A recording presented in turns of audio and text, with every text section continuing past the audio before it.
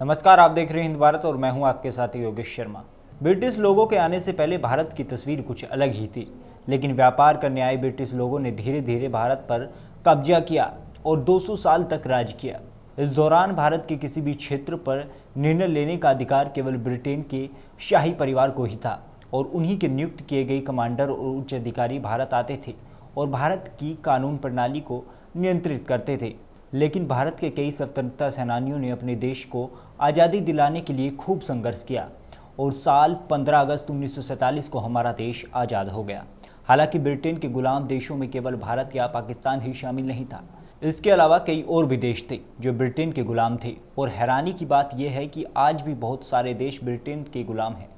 लेकिन ब्रिटेन के गुलाम देशों के बारे में बताने से पहले ये जानना जरूरी है कि भारत जैसे देशों ने ब्रिटेन की गुलामी से छुटकारा कैसे पाया। दरअसल दूसरे विश्व युद्ध के बाद ब्रिटेन की ताकत काफ़ी कमज़ोर हो गई थी, जिसकी वजह से विश्व भर में फैला ब्रिटेन का राज धीरे धीरे धाराशाही होने लगा।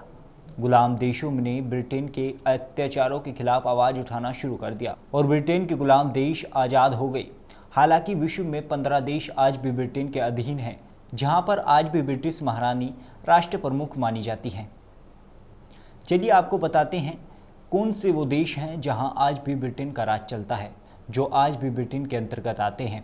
पहले बात करते हैं ऑस्ट्रेलिया की। यकीन करना मुश्किल होगा कि ऑस्ट्रेलिया जैसा देश, विकासशील देश जहां पर दूसरे देशों से युवा शिक्षा प्राप्त करने आते हैं, वो आज भी ब्रिटिश के अंतर्गत आता है। रिपोर्ट्स के अनुसार भले ही ऑस्ट्रेलिया में अपनी राजनीतिक प्रणाली है, प्रधानमंत्री राष्ट्रपति है, लेकिन ऑस्ट्रेलिया में आज भी ब्रिटिश महारानी को ही राष्ट्र प्रमुख माना जाता है। आपको बता दें कि ऑस्ट्रेलिया की कुल आबादी 2.34 करोड़ की है। अब बात करते हैं दूसरे देश न्यूजीलैंड की। ऑस्ट्रेलिया की तरह ही ऑस्ट्रेलिया महाद्वीप का दूसरा देश न्यूजीलैंड में भी ब्रिटिश महारानी ही राष्ट्र प्रमुख मानी जाती हैं। न्यूजीलैंड क्षेत्रफल की दृष्टि से काफ़ी छोटा देश है। यहाँ की कुल आबादी 48.54 लाख है। अब बात करते हैं कनाडा की। ब्रिटिश महारानी जिन देशों में आज भी राष्ट्र प्रमुख हैं, उन देशों में उत्तर अमेरिका महाद्वीप के कनाडा देश का नाम भी शामिल है। इस देश की कुल आबादी 3.5 करोड़ है। साथ ही ये देश 76.92 लाख वर्ग किलोमीटर में फैला हुआ है। अगला देश आता है Papua New Guinea. Papua New Guinea दक्षिण प्रशांत महासागर के पास स्थित एक छोटा सा देश है। इस देश का क्षेत्रफल 4.62 लाख किलोमीटर है। साथ ही देश की आबादी 80.84 लाख है। आर्थिक दृष्टि से ये देश काफ़ी गरीब है। शायद यही वजह है कि पापुआ न्यू गिनी आज भी ब्रिटेन की हुकूमत सहने को विवश है। अब बात करते हैं जमैका की। जमैका भी दुनिया के सबसे छोटे देशों में एक है, जिसकी कुल आबादी सिर्फ 28.81 लाख है। ये देश कैरेबियन सागर के पास स्थित द्वीप पर स्थित है। अब बात करते हैं एंटीगुआ एंड बारबुडा की। बता दें कि 440 वर्ग किलोमीटर वाला बहुत ही छोटा देश एंटीगुआ एवं बारबुडा भी ब्रिटेन के अधीन देशों में है, जहां पर आज भी ब्रिटेन की महारानी का राज चलता है। अगला देश है बारबाडोस। दरअसल बारबाडोस देश कैरेबियन सागर के पास स्थित है।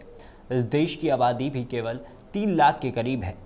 साथ ही आर्थिक दृष्टि से भी देश की हालत कुछ अच्छी नहीं है, जिस वजह से ब्रिटेन के लिए यहाँ शासन करना बहुत ही आसान है।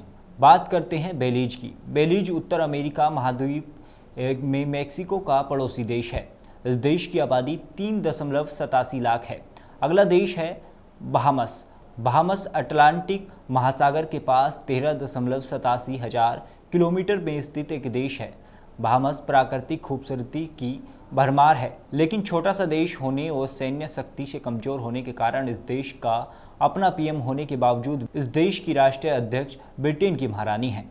इन देशों में अब तक ब्रिटेन के अधीन होने की बड़ी वजह पिछड़ापन, गरीबी, सैन्य शक्ति का ना होना या कमजोर सैन्य शक्ति का होना और आर्थिक रूप से कमजोर होना शामिल है। फिलहाल इस खबर में इतना ही। ऐसी तमाम खबरों के लिए देखते रहें हिंद भारत, आपकी अपनी आवाज़। देश और दुनिया की तमाम खबरों के लिए देखते रहें हमारा चैनल हिंद भारत और लाइक, शेयर एंड सब्सक्राइब करना ना भूलें।